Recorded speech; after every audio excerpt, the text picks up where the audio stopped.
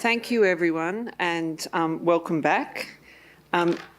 This next session, we will hear from policymakers and from Stuart Charity from the Australian Automobile Aftermarket Association about policy developments that have been happening here in Australia. First, Stuart was unable to join us today, so we'll be giving an online presentation to us. So Stuart Charity is the CEO of the Australian Automobile Aftermarket Association, and that represents nearly 300 members and the broader $14 billion Australian automobile aftermarket industry. Stuart and the AAA has led the fight to tackle the aftermarket industry's largest issue, which was mandatory data sharing, with a huge milestone being reached just last month with mandatory data sharing legislation being introduced here in Australia, which is our first right to repair legislation here in Australia. So I would like to invite Stuart to present to you his industry's journey on the right to repair. Thank you, Stuart.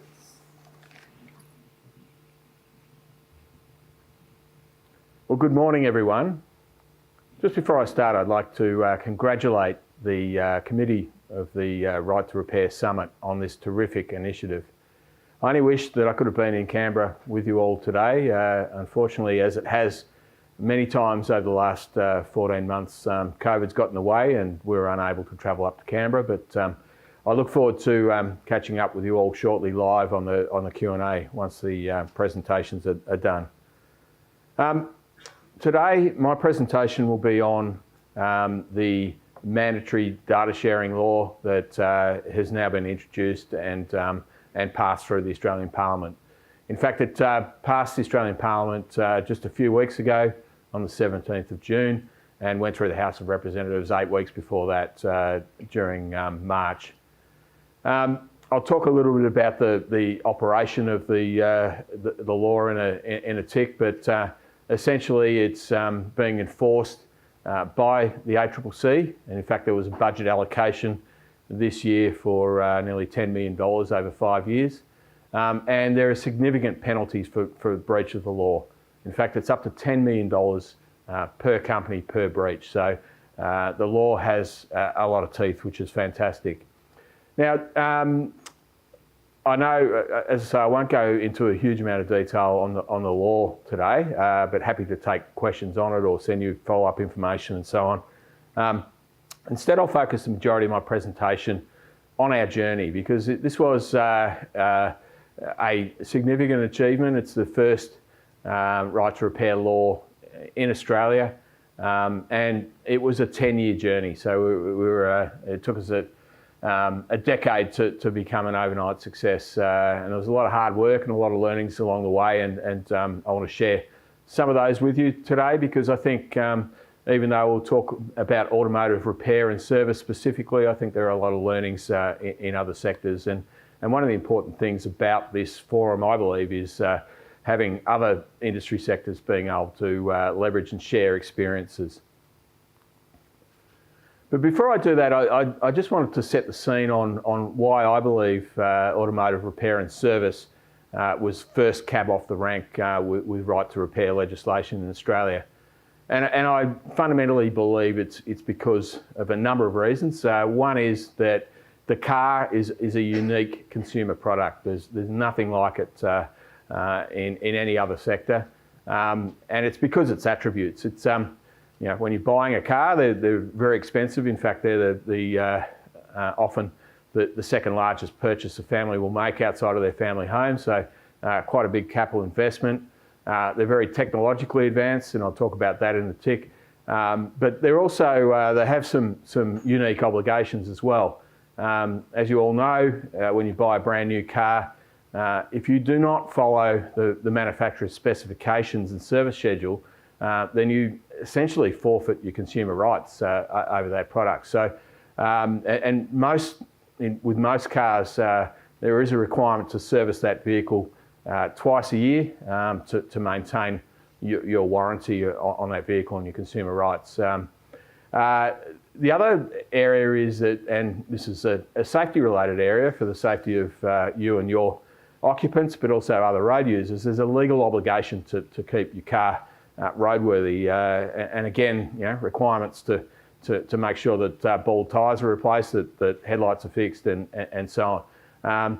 So that all feeds into what is a very, very large market. That we've got 18 million registered passenger vehicles on Australian roads. Times that by a couple of services a year and repairs and so on, and it's a significant amount spent per household on car repair and maintenance, and the entire industry itself is a $22 billion industry. So significant industry. In fact, we believe, and we're pretty confident, that the automotive repair and service industry would be the biggest repair industry in Australia by far. So that's certainly one factor why we're here today with an industry specific set of competition laws. The other one, as I said at the outset, is around technology on vehicles. This slide is a few years old now. It's 10 years old, and anything to do with technology, it's 10 years is like an eternity. But even back 10 years ago, or 11 years ago in 2010, the average passenger vehicle at that time had more lines of code on it than a 787 Dreamliner and a F-35 Joint Strike Fighter. So these are sophisticated pieces of machinery, and they're becoming increasingly computerised. In fact, from about 2010 onwards, and certainly model year 2012 onwards, the uptake of technology on vehicles has just been exponential. And whilst that technology has created a lot of benefits, cars are a lot safer, they're a lot more economical, and so on, and they have a lot more features on them now. But what that's done by embedding all of that technology into the vehicle, it's given the car manufacturers a very, very powerful mechanism to be able to manipulate the market. And being large multinational companies that are trying to make as much profit as they can, they've certainly taken advantage of that. So what are the barriers to repair in the car industry? Well, they're numerous, and the car companies are very, because as I said, they're controlling that technology, and they've got access to a huge market, so they're highly motivated to try and work every way they can to manipulate the market and to maximise their profits. One of the things that I'll harp on in terms of the learnings, we've done a lot of research and surveys and other information that we've been able to present to government and the regulators to substantiate our position over the years. But one pretty significant one was a survey that we did in 2016. It was at the time when the ACCC were conducting a market study into the new car retailing industry, and we went out and surveyed thousands of workshops to find out exactly where they were struggling and what the impact was. And the main area is that it can be as simple as the oil blend. Service and repair on a vehicle is completely different to service and repair. When we were all growing up, a lot of do-it-yourself. You could go and buy a repair manual down at your hard copy repair manual down at your local auto store. But now a lot of the features on the vehicle are all computerised and so on. So I talked about oil blend. You wouldn't think that would be a state secret, but that was really, really difficult to get, and many repairers weren't able to get it. And it could be catastrophic if you put the wrong oil in a vehicle. You'll blow the engine, and the repairer will be liable for it. And what we saw from about 2016 onwards is car companies starting to put in the owner's manual in your glove box. Under oil specification, they'd put refer to dealer. Of course, when you ring up the dealer says, oh, we can't give out that information. It's intellectual property. You'll have to bring the car in. So you ask your repairer, can you get the oil for me from the dealer? The repairer rings the dealer.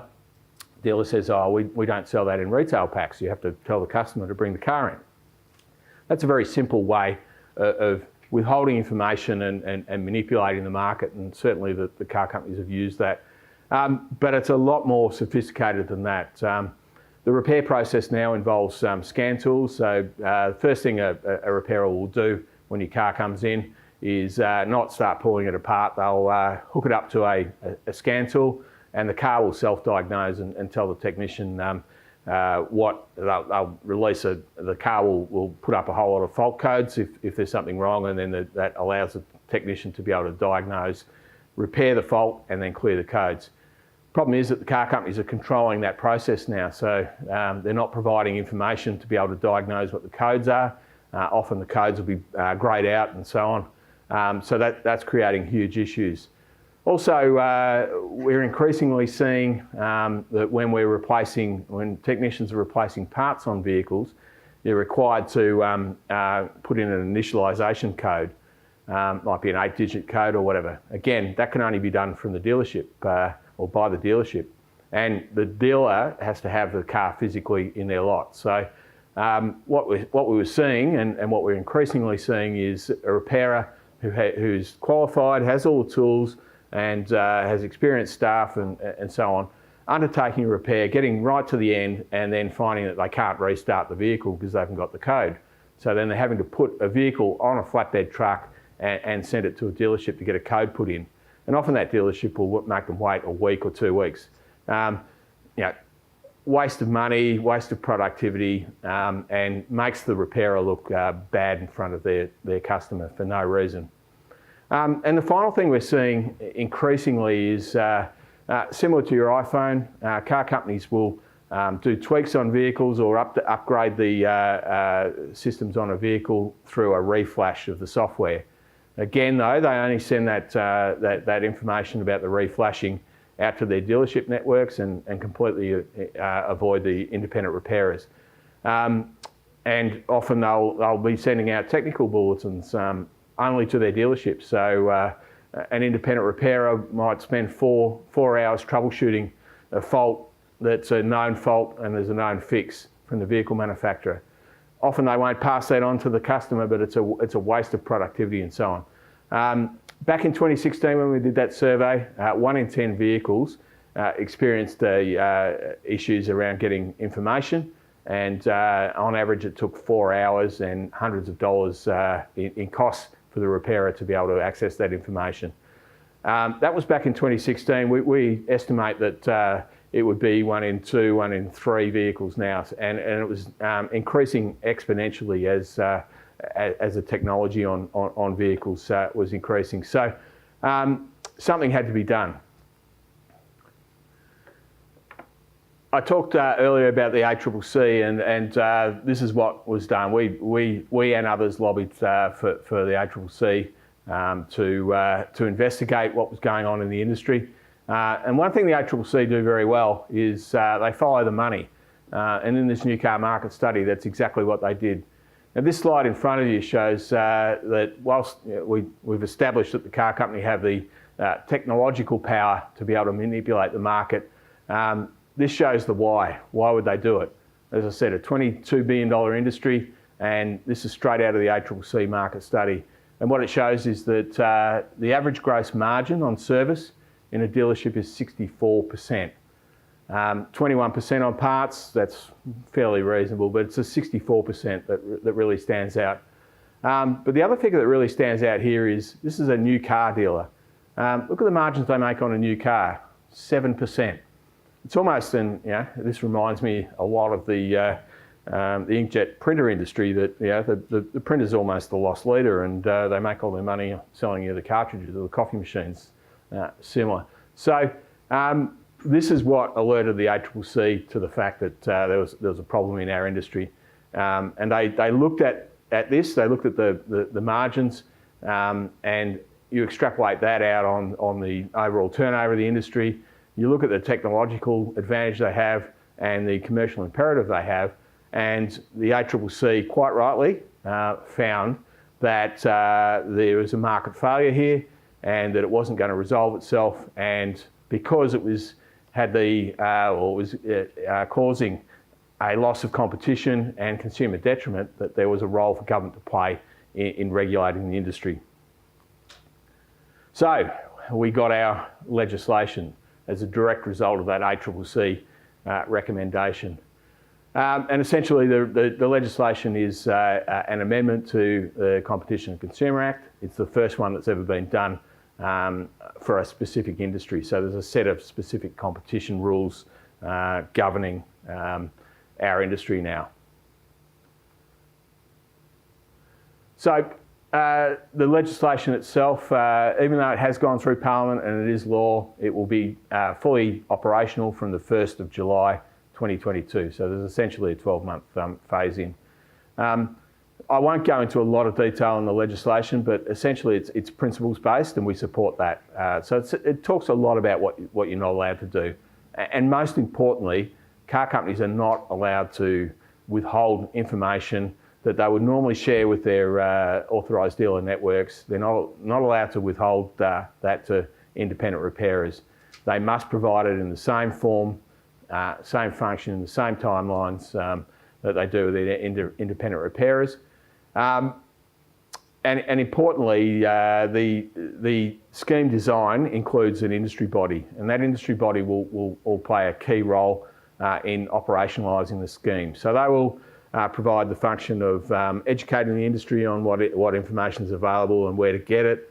They'll do manage a dispute resolution and monitoring service. They'll report back to the government on the operation of the scheme and make recommendations on how the scheme may be tweaked to make it more effective. And they'll also run a secure data release model to make sure that any security related information is protected and traceable. And that's really important because we know that one of the things that the car industry were trying to push is that you can't. They need to hold on to anything that's security or safety related.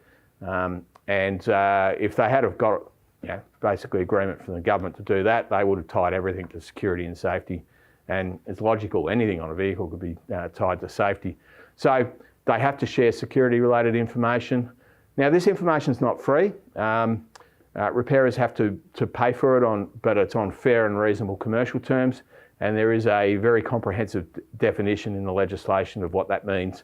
And it includes benchmarks to similar information in other markets.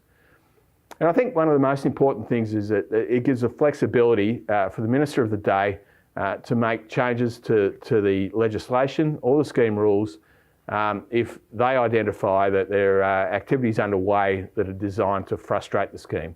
And they're the exact words. So if car companies start finding loopholes in the scheme, then the Minister of the day has the ability to close those loopholes. That's really important. That feature and that reporting loop back from that industry association on the operation of the scheme and recommendations mean that the government has the flexibility to change things as they go, because we are in a technology-driven environment and the technology's changing, so the scheme will need to be able to change. So it's essentially future-proofed. And the final thing I think is welcome news for many of you, because I know a lot of you aren't from the automotive industry. The government has designed this legislation as basically the forerunner for right to repair legislation in other or schemes in other sectors.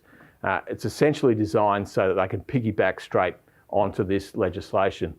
And I'm being followed by someone from the ACCC. There's been a lot of activity around agricultural equipment, and I think the ACCC have flagged that that might be another sector that could be added on to this down the track.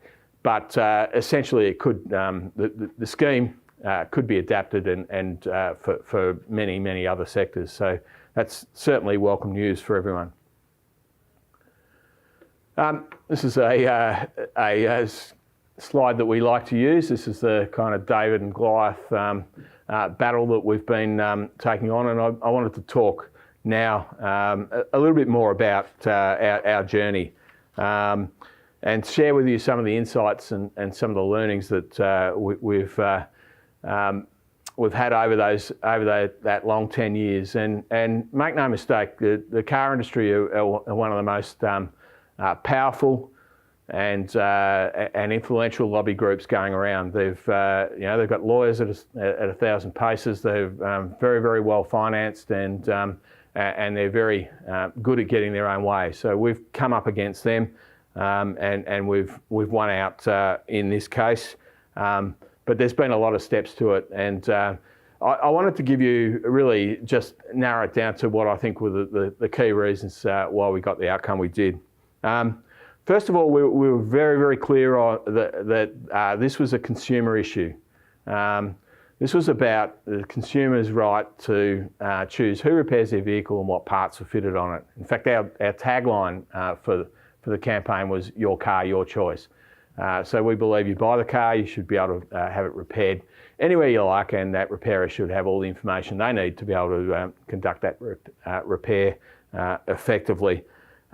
We could have run a whole lot of lines. Our industry consists of 25,000 predominantly small family-owned businesses, so we could have run the small business angle, going up against the multinational car companies.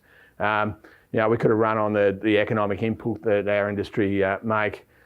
We could have very legitimately run on the environment.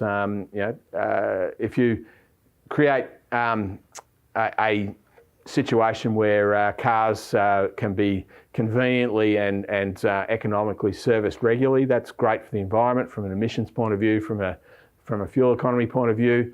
Well-maintained cars last longer, so you don't need as many new cars on the road. So there's a whole lot of environmental angles and so on, and they're all legitimate, but we kept it to the consumer angle. We did use some of those other arguments at the appropriate time, but we kept it to the one portfolio for two reasons. One is that once we got the ACCC recommendation that this situation was creating consumer detriment, and that it was only going to get worse, that was very, very powerful, and the government really had no option but to act on that. So we were able to get a lever, a mechanism to essentially force the government's hand to act. The other thing we found with government relations, if you try and spread the message too wide, what you do is you end up going across different portfolios. So in the example that I used, we mainly were dealing with the Treasurer and the Assistant Treasurer in the competition portfolios. But if you start going into environment and into small business and so on, what happens is that it becomes no one's problem then. If multiple ministers have responsibility, then they can leave it to the other one. So you find that things stall. So having that very tight message and very clear, and we think if there are competition issues, that's the optimum thing to run on. The second piece of advice that we would give is anticipate the pushback. Now, we were really fortunate that, and I think the characteristics that I'll be talking about now are shared across most of your industry sectors. Most of the companies that are engaging in anti-competitive behaviour, it's fair to say, are large multinational companies. And they're hard to take on because they've got deep pockets and they're very powerful, as I said. But their Achilles heel is that they operate in the same way in different markets. And the right to repair in the automotive has been going on all around the world and continues to go on to this day. So we had the benefit, I guess, of hindsight of being able to hook up with all of our sister associations around the world and share market intel on what the car industry were going to say and what arguments they were going to run even before they ran them. And that put us in such an advantageous position. To give you an example, as we launched the campaign to parliamentarians, we actually had a brochure. I don't know whether you can see that. It's got excuses and answers. So car servicing and consumer choice, the top car industry excuses. So we're already telling them that they'll say that this is about stealing the IP on vehicles. It's about security and safety. It's about technician safety. If they're not trained properly, then they're going to kill themselves if you give them the information. The last one's a doozy, that independent repairers will steal their customers' cars if you give them information. That just doesn't make any sense at all. It's a pretty short-term business model, I would have thought. We have heard all the excuses, but we were ready for the car industry, and we had responses to those excuses before they'd even made them. This, I believe, was the game changer. Finding a way or a better way to explain your issue. One of the really difficult car industry excuses that we really had trouble countering was they were saying there is no problem. All the information's out there. How can there be a problem when you've got 25,000 independent repairers out there? They service 60% of the market. So what's the problem? They must be getting the information. So where's the issue? Now the issue obviously was in the detail, and it was getting worse, as I said. But how do you articulate that to members of Parliament to engender them to act on it? It's very difficult to do it when you're sitting in their offices in Parliament House, when there's lobbyist after lobbyist sort of going through like a revolving door, all with their legitimate issues and trying to push their positions and whatever. So we made the decision, and I think this was a groundbreaking decision. We flipped that on its head. Instead of us going to Canberra and doing the rounds, and we did all of that, but what we did was actually engage our members that were small businesses out there in every electorate in Australia, and we encouraged them to write to their local members of Parliament and invite them into their workshop, and that was absolutely incredible. The response we got from our members was absolutely amazing. We had hundreds and hundreds of them write to their local members of Parliament. We actually hosted 75 federal MP visits to workshops all around the country. And I tell you, those members of Parliament, they loved it. They loved coming into a workshop in their local constituency and meeting with real people.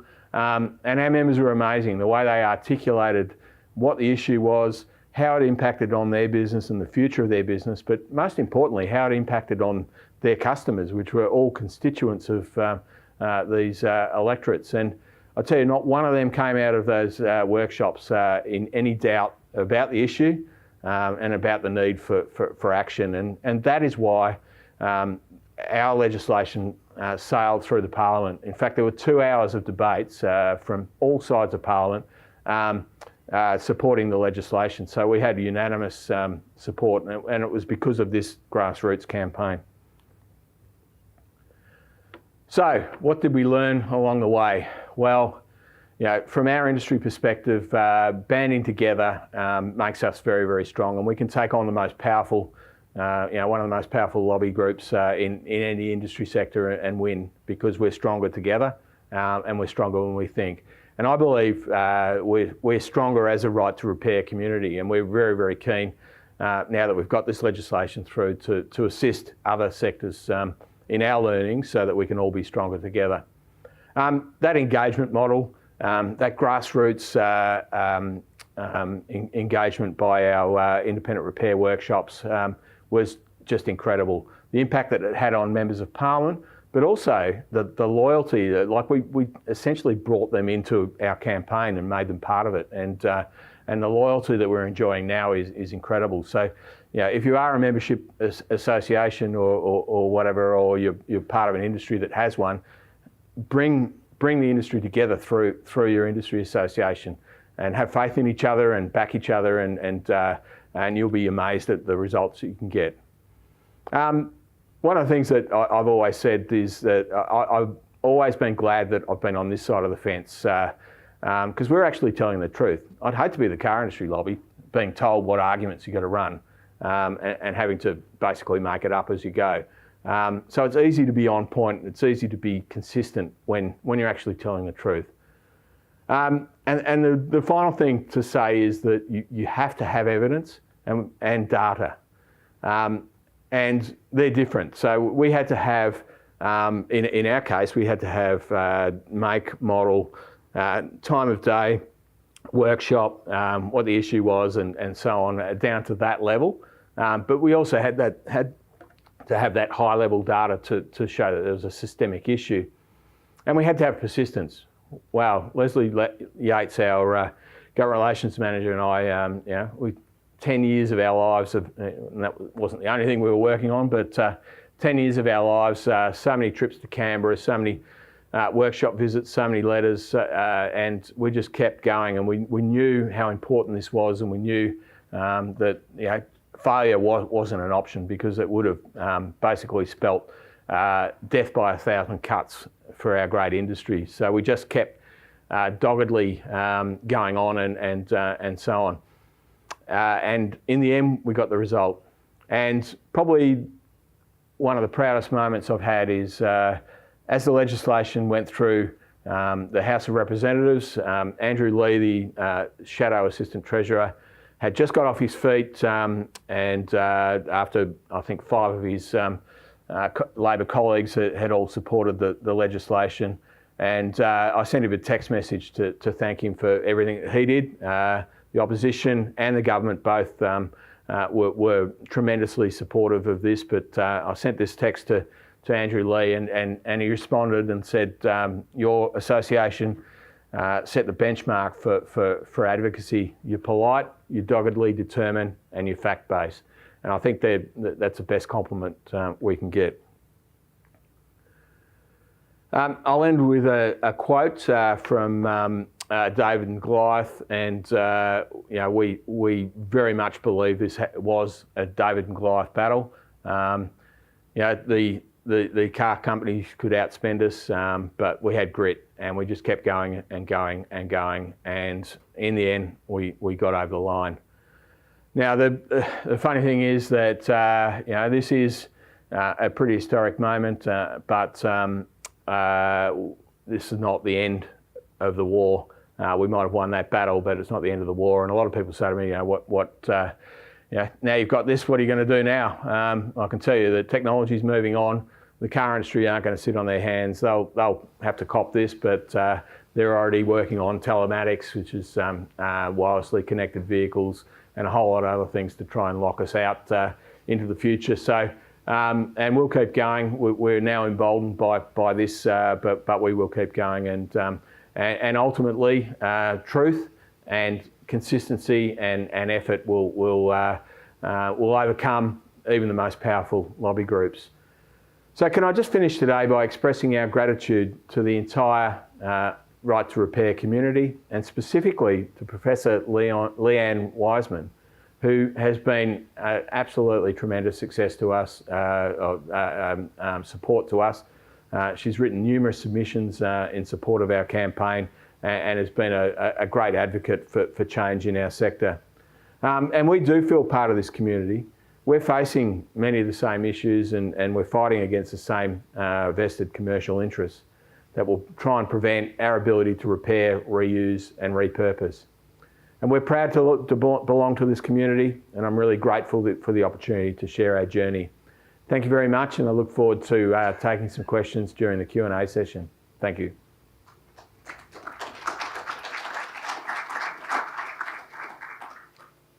Thank you very much, Stuart. It's fantastic to hear the journey that the AAA, and I would just like to apologise and make a correction. It is the Australian Automotive Aftermarket Association, which is the AAA, and they in fact have 2,600 member companies. So I'd like to just correct that.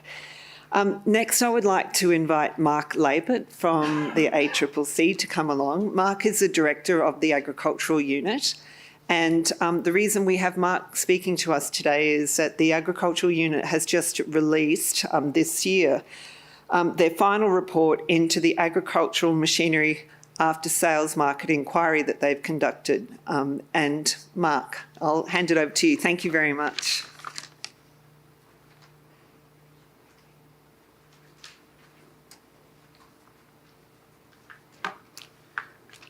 Thanks very much, Leanne, and good morning all. So it's a real pleasure to be able to speak to you today about our market study into agricultural machinery markets. So I'd really just like to thank Leanne and her team as well for the organisation of this event, obviously persevering through great difficulty to be able to put this together in such an amazing agenda and program. So really appreciate your efforts in that as well. So I'm Mark Labelle, and I'm a director in the ACCC's Agriculture Unit. So just a bit of background about me. I've been at the ACCC for approximately 11 years, working across a number of different areas, but over the last 5 to 6 years, primarily in the agriculture space. And part of our work is doing really deep dive work in agriculture markets to explore competition and fair trading issues. So that's been a key part of our work, and one of the most recent projects that we've undertaken was our study into agricultural machinery. So interestingly, our findings led to recommendations that link quite closely with the motor vehicle scheme that Stuart's just discussed, but also the broader right to repair work that's happening that Paul will discuss afterwards. So I think this presentation is neatly wedged between the two, and appropriately so. So just quickly, before I dive into the specifics of our market study, I think it's worth just broadly touching on the ACCC's role and how that interrelates with right to repair issues. So for those particularly outside the country, the ACCC is Australia's national competition, consumer protection and fair trading regulator. So we're an independent statutory authority. So in that sense, independent from government. We are not a policy body. So ultimately, it's of course for government to make policy.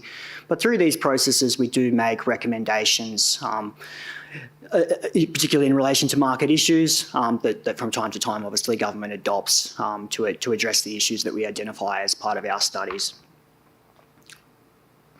I think one of the key things in our role and one of our overall broader objectives as an organisation is promoting and maintaining competition. So one of the really emerging issues that we're seeing is, well, how do we promote and maintain competition in after-sales markets? So that's something that's been, an emerging feature in the work that we've done. So Stuart touched upon, I think, one of the initial projects in this area that we undertook, which was our 2017 car retailing market study. And I won't go through that in detail today, but it just highlights that this is an emerging issue that the ACCC is engaging with. Obviously, our recommendation in this space was taken forward by government, and the ACCC has been very pleased to see that occur. And that's something where, in these market studies, we're really diving down into the issues and looking at the really competition and fair trading issues that are impacting the markets overall. I think critical to recognise that that's our objective. We're here to look at the efficiency of markets. So the ACCC, I guess, doesn't have a horse in the race, if I can put it in those terms. We're really looking at the markets overall. So Stuart also touched upon the fact that the ACCC has an ongoing role in relation to the motor vehicle scheme, and I won't recover the ground that Stuart comprehensively addressed today in his presentation, but I think I just wanted to quickly highlight that we do have a team focused on this work going forward. Obviously, very early days with the scheme just coming into force, but something where our team in that area will be engaging and consulting closely with people going forward on those particular issues. So it's an important and exciting new piece of work for the ACCC.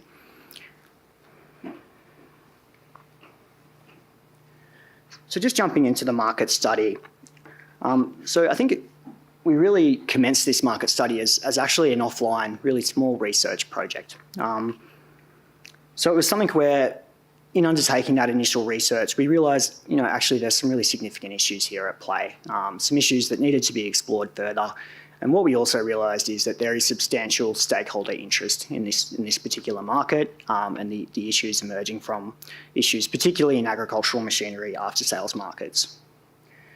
So in February 2020, we released a discussion paper, which basically set out some initial views on these particular issues, and went out to industry to seek perspectives. And obviously, as we always do with these issues, we received a wide range of different perspectives from industry stakeholders. So we received 44 submissions, and they covered a really good spectrum of the different components of the supply chain, and also people, academics and people outside the supply chain who were able to offer some really valuable insights. So I think another really important component of what we did here as well was we actually went to the purchasers themselves. So with the support of a number of agriculture industry associations, we were able to quite heavily promote a purchaser survey. It was quite a detailed survey because it really wanted us to get down to a granular level of detail that we could explore these particular issues. So we had 335 responses to that particular survey, which we found to be a good result given the challenges facing time-poor farm businesses. So our final report was released on the 4th of May in 2021. And obviously I'll speak to the findings and recommendations of that report today. So I think one thing that is worth highlighting just as you consider these points is that in this particular market study, I think the issues around right to repair and the motor vehicle scheme were really, I guess, where we landed on, not where we started. So we were looking at these issues broadly. We were looking at primary market issues as well. So not all of the focus on our work was in relation to right to repair issues from the start, but obviously as our analysis progressed, we realised that the key concerns from market participants were around those after-sales markets issues. So that's ultimately where a lot of our more major recommendations were directed.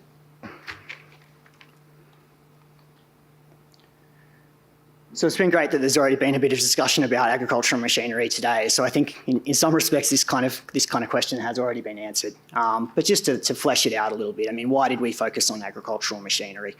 Well, for starters, they are really substantial markets. So in terms of, these are billion dollar primary markets, and then obviously you've got your aftermarkets as well, which are very significant. I think another really important point here too is these are extremely expensive products for the whole. So we've got some data in our report, but I mean, many of these products are selling for over $300,000. They're extremely complex, amazing pieces of machinery that can do many different things and provide a range of different options for farm businesses. So it is a very substantial purchase for any business. And I think that's a critical point as well, because obviously it increases the importance of being able to have those pieces of machinery active and operational at all times. So secondly, I think the ACCC has been attuned more and more to the overseas developments in this space. So, obviously we've been seeing these developments in broader right to repair issues, but also particularly in the agriculture space. So just to give a bit of an example, a number of Canadian provinces have passed pieces of legislation that require manufacturers to supply repair parts for up to 10 years in relation to particular products. So these kind of developments are on our radar and something that encourages us to look at these issues a little bit further.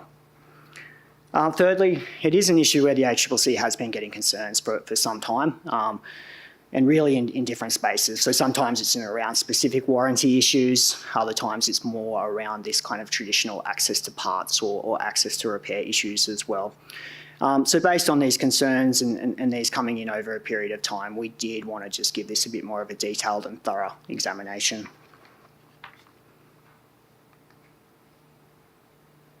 So just to highlight a particular issue coming out of our purchaser survey, and this was something that was useful just in terms of really digging down into that user experience. So hopefully that slide is not too blurry, but I think this is a really interesting slide from my perspective in terms of how it illustrates the kind of preferences in terms of what is really important to purchasers of agricultural machinery. So this, the sort of purple colour identifies what's very important to the purchasers as part of the survey. And just to highlight that, I mean, looking at it, you see that customer service, ease of servicing and repair, cost of servicing and repair, and compatibility with other machinery are all ranked above the actual machinery price. So I found that to be something that's really fascinating. It just shows the level of importance that people acquiring these machineries are placing on basically post-acquisition issues, essentially. So I think that really gives you a good sense of the magnitude of these issues in the mind of the actual purchaser as well, and how critical they are to the operation of the markets. And obviously interplaying into that is the broader competition issue around the ability for independent repairers and to be able to access those markets as well.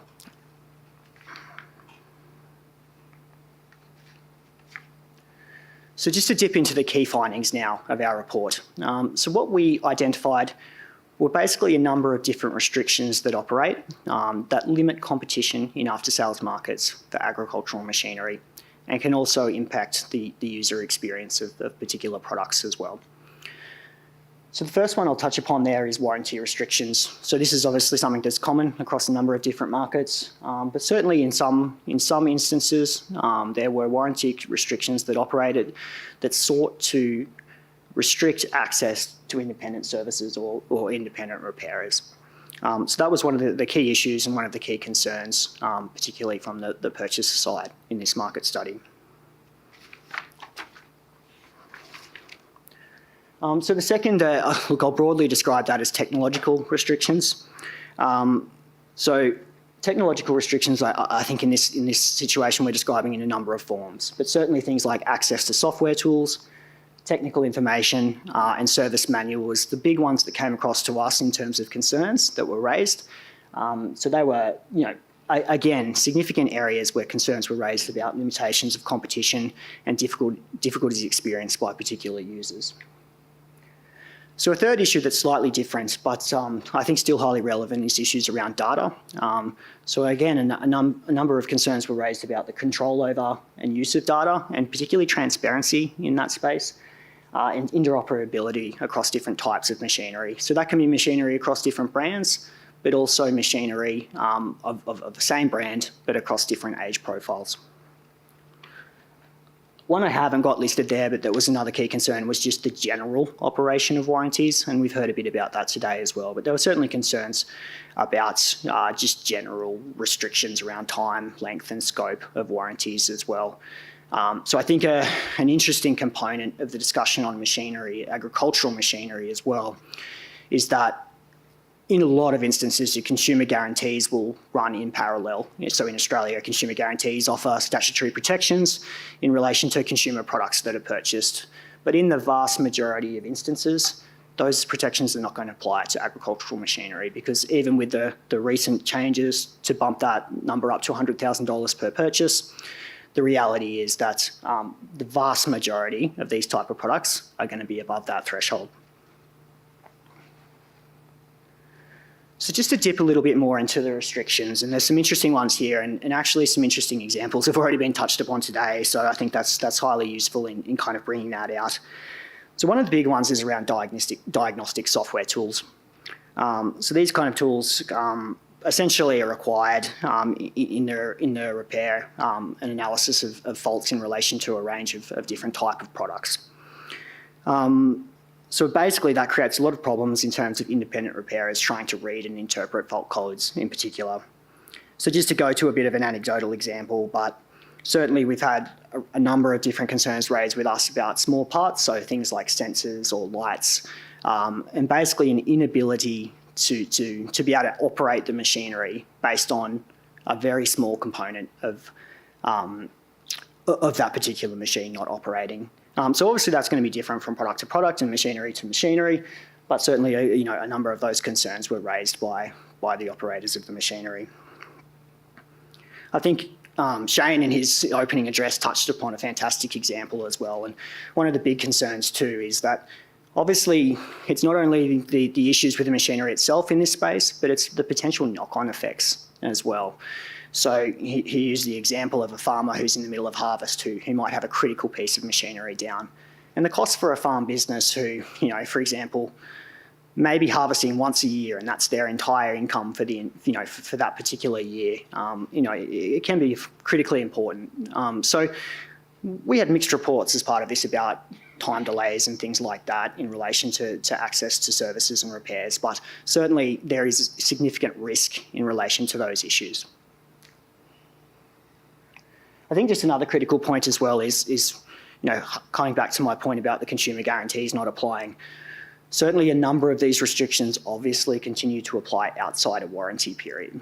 So essentially you're outside the period in which you have any ability to seek assistance contractually in relation to the problems that you experience, but you're still subject to a number of the restrictions around technological restrictions that exist. So realistically, even though the responsibility for the machine is completely yours, you will get no assistance in terms of repairing it, those restrictions are still in place. So just to dive into some more of the survey results on the restrictions area, I think it's useful just to take a quick look at those and see some of the headline points that we've identified as part of that process.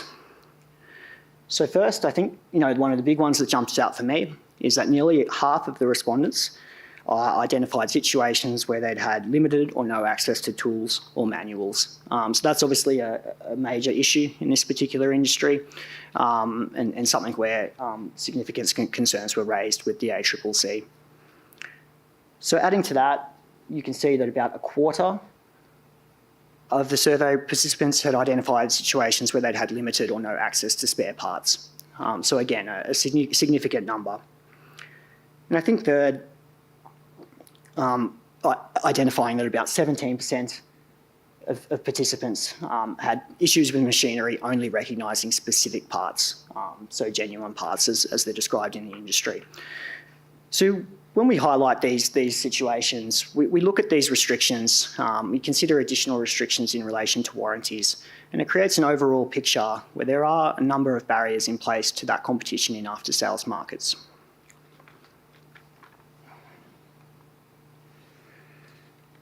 So what did we recommend to deal with these issues? So we made a number of recommendations across the report, some regulatory, some non-regulatory, some dealing specifically with right to repair type issues and some not. But these are the 5 recommendations that we made that you can see before you. So first, and very much linked, and Stuart alluded to this in his presentation, we recommended that agricultural machinery be considered for inclusion in the motor vehicle scheme. So obviously we consider that there are, at a high level, some parallels between the work done on motor vehicles and some of the issues relating to agricultural machinery. While saying that, there are also a lot of differences as well. So there's a lot of detail there that would need to be considered in terms of how that scheme might operate.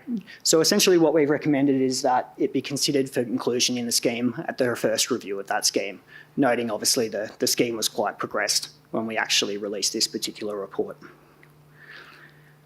There are obviously a lot of complicated and legitimate factors to work through here. There are obviously safety issues in relation to big and complex machinery, issues around IP, and I think there's a lot more detailed discussion that needs to happen in terms of what such a scheme might look like or how it might be incorporated into a scheme, but we really think that that's a discussion that is worth having and worth progressing. I think it's also worth noting from our perspective, we do not consider that the motor vehicle scheme would be capable of dealing with all of the issues that are currently before these particular markets, particularly in terms of issues around spare parts. So as currently drafted, the scheme wouldn't, I guess, cover those particular issues. So hence why we've also made a recommendation that agricultural machinery be included as part of any broader right to repair schemes that operate in Australia. So I think part of our thinking here is really, and it was touched upon this morning, I think where possible, it's obviously ideal if a lot of these right to repair movements can operate in parallel, so that we're seeing a consistency in the way issues are dealt with across the economy. And that obviously recognises that there's going to be specific issues in different industries that need to be acknowledged and considered. But in terms of the broad frameworks, I think from our perspective, that would obviously be ideal. So in terms of our process, I mean, it certainly wasn't a process of identifying exactly what any right to repair scheme or legislation might look like. Obviously, there's further work being done in that space. But a few of the things that we think that could probably be appropriate to consider in this area are things like granting access to diagnostic software tools and making sure that's done so on commercially reasonable terms that are fair to all parties. A second issue is requiring that sufficient supply of parts exists, including for a defined period of time. And thirdly, another type of issue that could be considered for such a scheme from our perspective is providing information to purchasers about how long software systems will be supported going forward. So this issue, of course, is being addressed as well in Paul and his team's work at the Productivity Commission. So obviously be very interested to continue to hear about that, and it's fantastic from our perspective that this is an ongoing discussion and these issues can be debated going forward. So I'll quickly just touch off on the final 3 recommendations. I mean, I think they are interrelated in some ways, but obviously slightly different targets. And these are basically targeted at industry in terms of best practice moving forward. I think what we'd say is that there was quite a variety in terms of approaches to things like warranties and stuff like that across different manufacturers. So obviously, in some cases, some of these things are already in practice, whereas in other cases they aren't. So our third recommendation was around providing clear and concise information about warranties at or before the point of sale. So certainly a high proportion, over half of survey respondents identified that they actually didn't have a warranty until after they'd made the product purchase. And that's obviously a fairly critical piece of transparency that you need in making that purchase. So our fourth recommendation was in relation to providing information to purchasers about data use. And again, we've highlighted that that should be done at the earliest possible opportunity in the sale process. And just our last recommendation was around compatibility and interoperability of machines. So certainly we'd heard from all sides of the discussion that there had been improvements in terms of compatibility, operating in line with ISO standards, but something where we've encouraged continued improvements in those areas to enhance that competition and ability to switch between different types of products. So just from our side, in terms of next steps, obviously we'll continue to monitor agricultural machinery markets and examine issues in those particular markets, and obviously have an interest in that moving forward. We also, at the ACCC, continue to follow up our market studies and inquiries, so we'll continue to monitor and look at the recommendations as they progress, and obviously actively participate in the policy processes that may emerge from much of the work that's happening at the moment. Finally, obviously, we have our ongoing role in relation to the motor vehicle scheme, and obviously that's an exciting and important role for the ACCC going forward. So I'll finish up there. I'd like to thank you for your time, and yeah, happy to take any questions.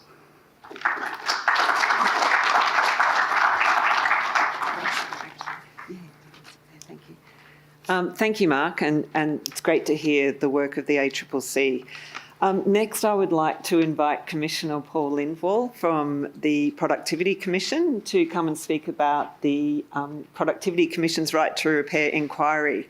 And I'd like to also acknowledge Commissioner Julie Abraham, who's here as well. So thank you very much for both coming. Thank you. Thanks, Leanne.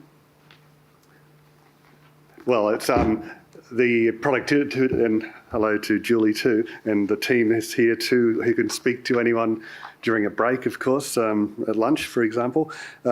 We're a sister statutory agency, hello, yeah, Mark, and to the ACCC. We are an advisory organisation of the federal government, and this was our draft report which we put out recently. Thank you very much, Leanne, for inviting us here, and it's great to have the Repair Summit, and I'm glad we'll mostly be able to be part in person too. I'd also like to acknowledge the tremendous work of the team, and in particular the number of them here today. They've worked conscientiously for the report and to the final report, which I'll touch on as we're going forward. I'd also like to mention that our former team leader, Anna Markalev, who had two deliveries. Firstly, she delivered the draft report and recently a baby. And so that's a very welcome development for the Productivity Commission, a future PC employee perhaps. The Right to Repair inquiry has been fascinating with many dimensions to the topic. We released our draft report on 11 June and are inviting submissions with a response to the draft by the 23rd of July. Now, we're fairly flexible about that, so if it's a bit later, it doesn't matter too much, but that's the date anyway. We're holding public hearings later in July. We had planned to hold one in person in Sydney, but we can't do that now, so we'll hold in Melbourne, Canberra and Sydney virtually, and we welcome any people to participate as they wish. We then send our final report to the government by the 29th of October, and it has up to 25 parliamentary sitting days to table the report. And the government then, of course, decides whether to adopt our recommendations or not. In the draft report, we pose some initial views and outline where we do not yet have sufficient evidence to make a call on a recommendation. The latter form information requests, and we also expect to hold some roundtables to discuss specific areas of the report. Most of the draft recommendations, I think, can be characterised as no regrets policies, those which should be done anyway. They're worth pursuing. If I could summarise the concerns that led to our inquiry, they'd be this. 1, it's become increasingly difficult and expensive to effect a repair on a broken product, and there is a lock-in to authorised repairers. 2, spare parts are not available. 3, products are not designed to last and fail early, and consumers tend to buy new products rather than have their old products repaired, and there's been a proliferation of e-waste. But these are broad generalisations and don't always apply. In this inquiry, we've examined the evidence from submissions and our own research, and also had looked at the experience and policies of those countries overseas that have implemented a right to repair in one form or another. But what is a right to repair? There are a lot of definitions, we've heard a few today, floating around, but for the purposes of our inquiry, we settled on this, and it may change for the final. A right to repair is the ability of consumers to have their products repaired at a competitive price by the repairer of their choice. Note that this does not mean that a consumer has the right to have a product repaired at any cost. We need to balance competing interests, those of consumers, manufacturers, retailers, and governments. For example, if my halogen light, if I had one, failed, it would be prohibitively expensive to have it repaired rather than to buy a replacement LED light. So in this report, we've examined policies across a range of areas: product obsolescence and design standards, consumer law, competition in retail repair markets, intellectual property, and e-waste. And I'll touch on these as we go. So the broken phone there is of the PC chair, Michael Brennan's phone, and it's a common occurrence to many of us, I'm sure. Why do some products last many years while others break quickly? Some are easy to repair, others virtually impossible. The cars in Cuba, many dating to the 1940s, are lovingly maintained by their owners, often family heirlooms. I visited there a few years ago. As you travel around Cuba, you'll see men hunched over cars, repairing engines and fixing exhaust systems. Since the country lacks replacement parts, the locals are extremely crafty and adept in their repairs. Cuban ingenuity has kept these old cars on the road. Mechanics find ways to use imperfect parts and keep things running. In Australia, the CEO of the NRMA, Rowan Lund, recently wrote, "Australians are notoriously slow at upgrading the family car. At 10 years, the average age of our cars is second oldest in the developed world." But shouldn't we be proud of this? Is it better that consumers switch over their cars in less than 10 years? We expect a washing machine to give more than 10 years service, and yet a car should be less than 10 years? Not so sure about that. We replace products for a whole range of reasons. It could be the product is broken and it's more expensive to repair than to replace. It could be that the new product offers features that we desire, or the new product is more efficient and less environmentally harmful. It could be that we like a change for the sake of fashion. The design of many products today has incorporated solid-state technology, including the Internet of Things, allowing our products to be connected and controlled remotely. This has been an important factor leading to the rapid changeover of certain products. But why do Pont du Gard, the bridge there in south of France, and the pyramids of Giza stand after so many thousands of years? It's because they were built by trial and error, over-engineered, if you will. The Roman bridges and Egyptian pyramids that were not so well constructed have collapsed long ago. Today, we can design products very precisely using the minimum materials needed for a particular product. The products are then made in a factory in a very consistent and predictable way. This has led to an increase in the mean time between failures of well-designed and well-built products, and also a narrowing in the variation of that mean time between failure. Yet products fail and break. But frequently they are being replaced because of continuing rapid technological innovation. We, the consumer, are replacing our products before they fail. Do we replace products needlessly? Yes, and I'm as guilty of that as many of us. Am I brainwashed into buying the new phone? I don't think so. Overall, we didn't find clear evidence that manufacturers deliberately design products to fail earlier. That doesn't mean that that doesn't happen, and that some manufacturers may do that, but systematically we didn't find evidence for that. Perhaps there might be merit, however, in some labelling scheme to help consumers understand how easy it is for their product to be repaired and its durability. France has such a labelling scheme, and we are investigating this further for the final report. Move on to consumer law now. Australian consumer law provides extensive and comprehensive guarantees, but the guarantees are not well understood and they can be difficult and costly to enforce.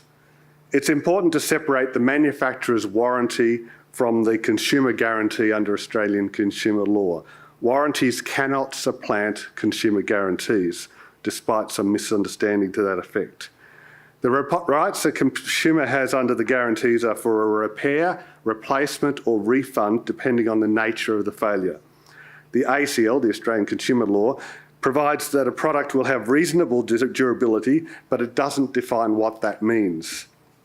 This leaves consumers, manufacturers and retailers being unsure and can cause confusion.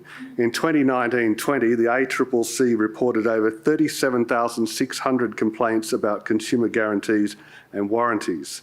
So we think there is scope to improve the understanding of consumer guarantees and make it easier for consumers to enforce their rights. So with 3 draft recommendations in this space that we think will help, or expect will help. First, we think the ACCC should develop and publish estimates of minimum expected durability of products within major categories of common household products. We expect that this would help consumers, retailers and manufacturers better understand what a reasonable durability for such products might be. We also think that the ACCC should develop this guidance in consultation with relevant state and territory consumer regulators, consumer groups and business groups. Second, we think that there is scope for an extension of alternative dispute resolution schemes to better resolve complaints, and we cite 2 examples, one in South Australia and one from the New South Wales. And I noticed Shane Rattenbury this morning mentioned that there'll be enforceable conciliation introduced in the ACT within the next 6 weeks. ADRs, alternative dispute resolutions, can help consumers enforce their rights without the expense of going to court. Third, for systemic issues, we think that a super complaint system, which allows complaints from recognised consumer groups, could be made to the ACCC, and for these to be fast-tracked and responded to by the ACCC will help where there's an issue of widespread concern. Additionally, we've received many submissions that express concern about the availability of spare parts, you've heard that already, and software firmware updates. We're inviting further evidence to inform just how far we should go and whether there would be a net benefit in mandating manufacturers to hold spare parts for minimum periods, as well as whether software updates be provided by manufacturers for a reasonable period of time after the product has been purchased. Holding spare parts is costly, so is providing software updates for products no longer manufactured. But so too is it costly when a product cannot be repaired for the sake of one spare part. It's a balance, and that's why we're asking for more evidence. As an aside, the increasing use of 3D printing may offer a less costly way of providing spare parts in the future, just as we now see an increasing use of print on demand for rarely purchased books. In 2018, there were about 57,000 repair and maintenance businesses and over 203,000 workers. The repair sector generated about $35 billion in sales revenue. It's probably not surprising, as we heard earlier, that the largest repair industry in Australia is for motor vehicles. There were 40,000 of them in 2020. They are large, expensive and complex mechanical and computerised products requiring regular maintenance. The next largest repair industry is machinery repair, including for agriculture, construction and mining machinery, of which there are around 10,000 repair businesses. Appliance repair, such as for washing machines, ovens, air conditioner units, water heaters and so on, comprises mostly of small businesses. It's experienced relatively strong growth over the last 10 years, but also some consolidation. Finally, the electronics repair industry for computers, mobile phones and so on is a small part of the sector and has been declining, probably due to the relative cost of repair to replacement. I should also note the growing preponderance of repair cafes, and I spoke to a person over here earlier today about that, one in Canberra. And the common refrain to this inquiry, so the repair sector is a mixture of independent and authorised repairers. The common refrain to this inquiry is that the efforts of manufacturers and retailers is to send customers to their authorised repairers and make it difficult for independent repairers. In this report, we discuss the interactions between competition in the primary market, the original product purchase, and in the secondary market, the repair market. A highly competitive primary market can mitigate, at least to some extent, the negative effects of an uncompetitive secondary market. That said, there are several products for which market characteristics, including high consumer lock-in and limited product competition, may mean that competition in those repair markets is limited. And for the draft report, we identified agricultural machinery and mobile phones and tablets as products which are likely to be consumer detriment. We also looked at concerns in repair markets for motor vehicles, construction machinery, watches and medical equipment, and there's a number of examples of those in the report. The cost of repair is driven mainly by labour costs, and this is one reason why many products are often less expensive to replace than to repair, although examples of the difficulty in replacing the screens and batteries of smartphones are manifold.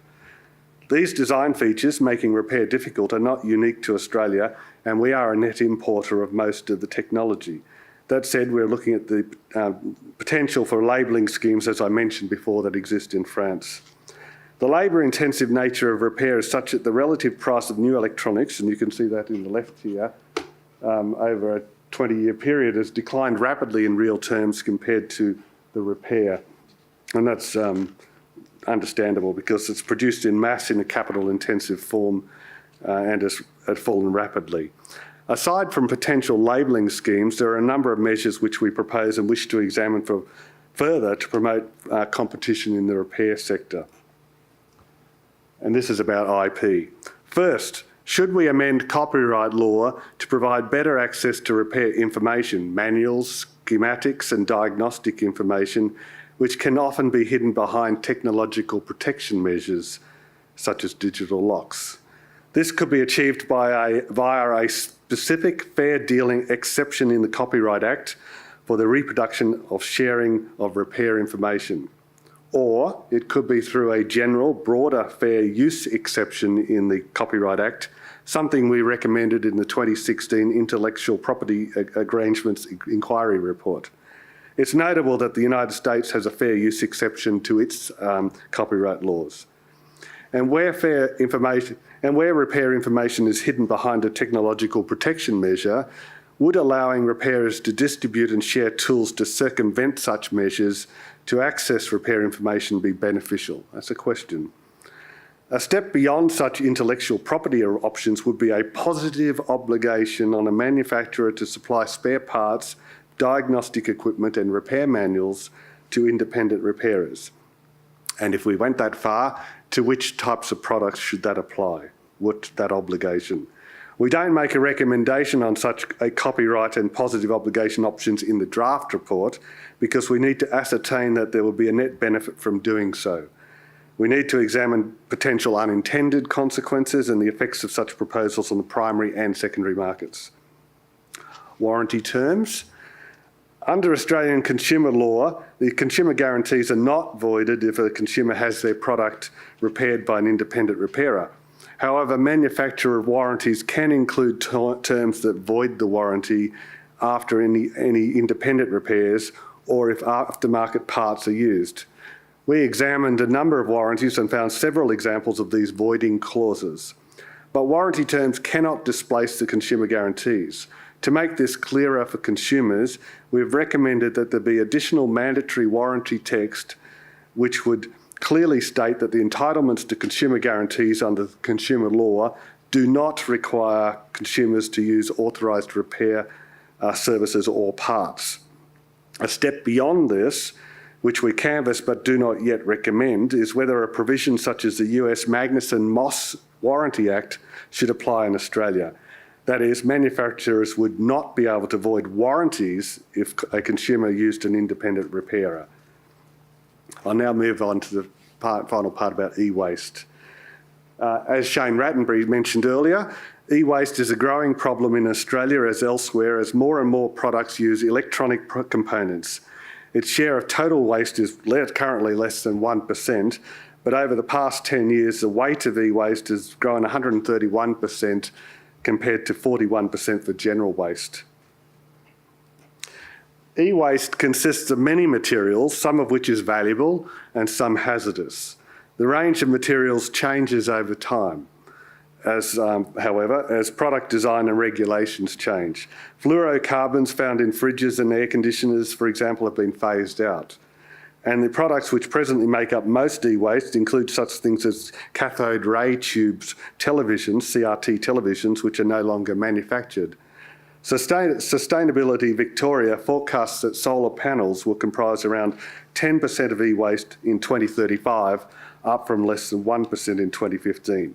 So it's to point out that what the materials will change over time, and we have to be aware of that. While Australia's landfill management practices are generally effective, clearly if materials which would otherwise end up in landfill are able to be efficiently reused or recycled, they should be. A product stewardship scheme, where a manufacturer or importer takes responsibility for the waste of its products, is one way to reduce e-waste. But a feature of such schemes, such as the National Television and Computer Recycling Scheme, is that they tend to incentivise recycling over repair or reuse. We think that there should be a change to that scheme so that e-waste products that have been repaired or reused count towards the scheme targets. There will need to be design changes, of course, and perhaps even a name change. It can't be a recycling scheme after all then. And it would be important to have a good scheme designed to prevent rotting of it. Australia has a relatively small population with limited e-waste recycling capacity because of its dispersed population and high labour costs. So the scope for large-scale, efficient recycling in Australia is limited. The lack of cost-effective domestic recycling can increase the incentives to stockpile, dump or unlawfully export e-waste. Exporting of e-waste itself is not problematic, provided it is to destinations that efficiently and safely recycle the waste. Australia is a signatory to the Basel Convention on the Control of Transboundary Movements of Hazardous Wastes and their Disposal, but not yet the Basel-bound Amendment of 1995, which prohibits signatory states from exporting hazardous wastes to countries other than the OECD or EU countries. We're recommending the use of GPS trackers, which are relatively low cost and can be used to see where e-waste is ending up. A risk-based sampling approach would be a useful method of focusing on the types of products and supply chains that have the highest risk to unlawful exports. And in conclusion, this draft report, the Commission has sought to address concerns around a right to repair from a number of angles. There's no silver bullet, however, nor will a right to repair solve by itself e-waste concerns. But there are measures which we are proposing and which we are examining further for the final report that would make a measurable improvement to concerns around sustainability. But it also behoves all of us as consumers to be aware of our patterns of consumption. I'm not a fan of buy now, pay later schemes, which is a form of instant gratification. Perhaps further consumer education campaigns might help, but our own behaviour as consumers should be the one that sets a good example. As for the ubiquitous smartphone, did you know that according to a US survey, 46% of those surveyed over the age of 18 use their phone 5 to 6 hours a day? Taking the median, that's over 2,000 hours in a year. That's a lot more usage than pretty much every other product you have. Your washing machine, maybe you use it 150 hours in a year. Your car, maybe 100 hours. If your smartphone lasts 4 years, that's 8,000 hours, and there's only 8,760 hours in a year. So thank you for listening and contributing to the PC report, and I hope to see submissions and also appearing at our hearing. Thanks, Leanne.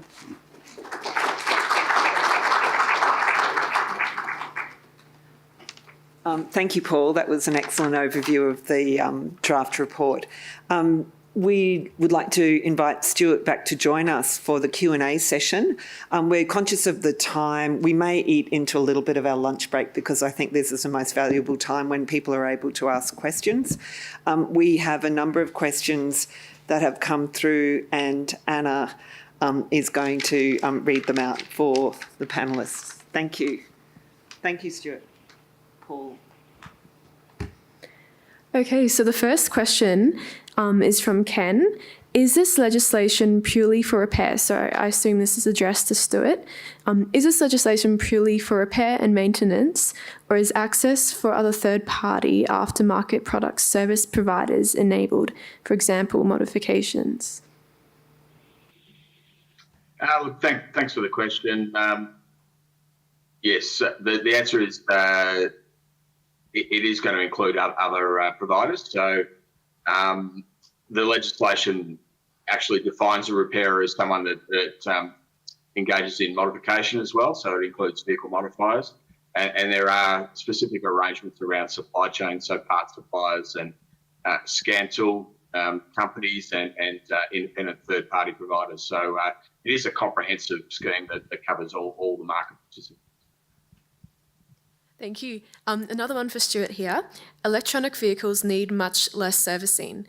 As profit on car sales is so low, how will manufacturers game the system to offset the loss of servicing profit? Well, as I said at the end of my presentation, we've won it. We believe we've won a battle, but we certainly haven't won the war.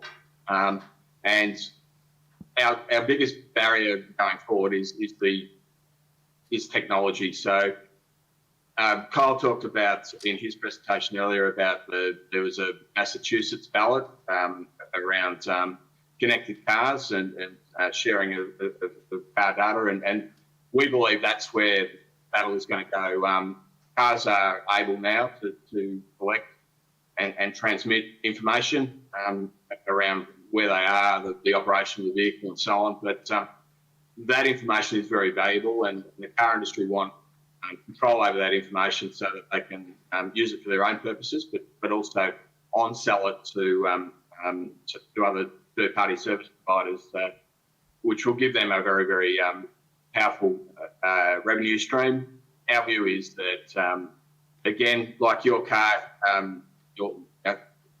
your choice in terms of repair, data should be around your car, your data. So you should have, as a car owner, full transparency over what data your vehicle is collecting, who it's being transmitted to, and for what purpose it's used for. And you should have choice over who receives it and for what purpose. So that's kind of the next iteration in right to repair for motor vehicles. Thank you. For the ACCC, many consumers are receiving verbal advice that they will void their warranty if they use an independent repairer. What can be done to address this? Well, I think there's two issues here. So I'll deal with the warranty issue first. I mean, so warranties are obviously a voluntary contractual agreement entered into between two parties. So ultimately, under Australian law as it currently stands, basically the setter of the warranty can identify what those terms and conditions are. So you'll be subject to those terms and conditions in a particular warranty that you enter into. The point I would probably highlight here, and Paul did make this point, is that the consumer guarantees will also apply. So these are statutory protections. You cannot contract out of those protections. It's actually a breach of the Australian consumer law to indicate that those particular protections don't apply. So I think that that's really critical in terms of the education piece, but also just in terms of getting that message out more broadly that those protections are going to apply where the consumer guarantees operate.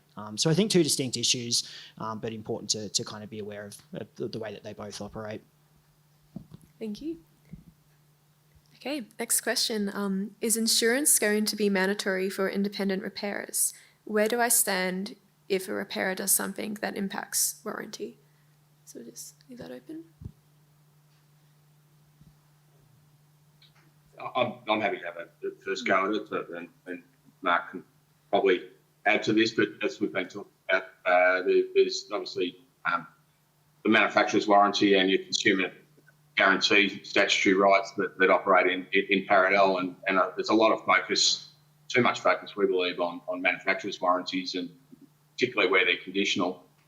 The simple fact is that an independent repairer from a mechanical workshop point of view is required to provide goods and services and essentially warrant those. So if you take your car to an independent repairer and they don't repair it correctly, or the part fails or so on, then it's under their obligations to rectify that issue and any consequential loss or damage that results of that as a result of that.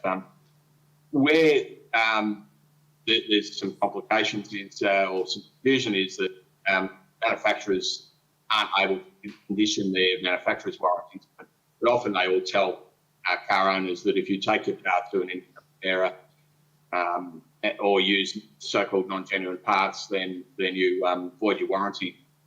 That's actually illegal to say that. They cannot do that, and they can't enforce it. I think there is an education piece there for consumers that they do have statutory rights, whether they go to a dealer or an independent repairer. Yeah, I'd support that, Stuart. I think just to add to that, there is a obligation under the Australian consumer law that all services are carried out with due care and skill. So that's going to apply in all circumstances in relation to the quality of the work provided by whoever undertakes those services. Next question, another open one. Where will the liability lay for accidents that have been created by third-party modifications on agricultural equipment? Well, that's a difficult question to answer because it obviously depends on what's happened in the particular circumstances. Obviously, liabilities are a much broader issue in that particular space. So I think we've already highlighted there that there are obligations that are imposed on particular service providers, and there may be intervening acts in the sale of a product that may lead to liability elsewhere. This is obviously an important issue, but I think it's a difficult question because it would obviously depend on what happens in the circumstances, what caused the particular incident, whether that was driven by the particular user of the product, driven by the product in its original form, or driven by any intervening acts.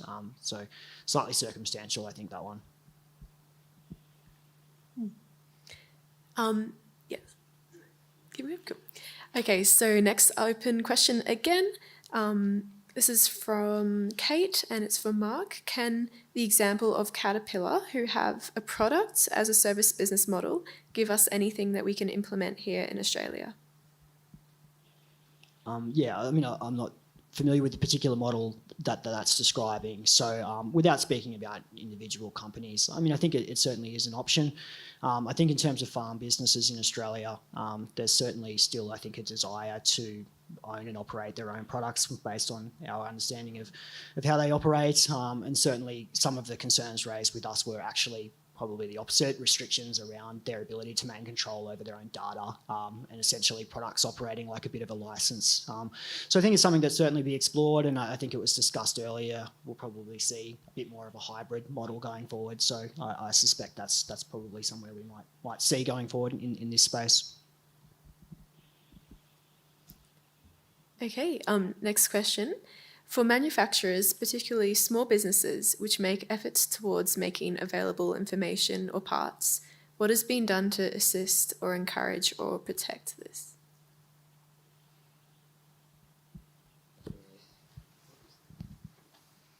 Would you like me to repeat the question? Sure. Sure. So for manufacturers, in particular small businesses, who make efforts towards making available information and parts, what has been done to assist or encourage? And that's what it says there, so yeah. Well, I think in all of these issues, we'd obviously be encouraging anything that seeks to promote competition and promote the user experience. So from an ACCC side, we, I guess, probably haven't had a historical role in terms of education activities, but certainly I know there are a number of, bodies present at this particular forum and other industry associations who are seeking to promote parties that are exhibiting, I guess, pro-competitive and best practice behaviours. So I think that's something where that should be encouraged. Obviously, there is a risk of, I think, drawing really broad conclusions on some of these issues. Obviously, manufacturers operate in different ways, and some are aligning with best practice, and maybe some aren't. So I think anything that can be done across the advocacy space to I guess, promote positively behaviours that really exhibit that best practice space, I think is something that can only be useful. And calling out bad behaviour really is always important too. We do have a few more questions here, but perhaps we might open it up if anyone in the audience has questions. Or... Sure. Are there any questions? We have a microphone just because of the online audience if any questions are asked here. we'd like you to use a microphone. Do we have any questions in the audience specifically? We can thank you.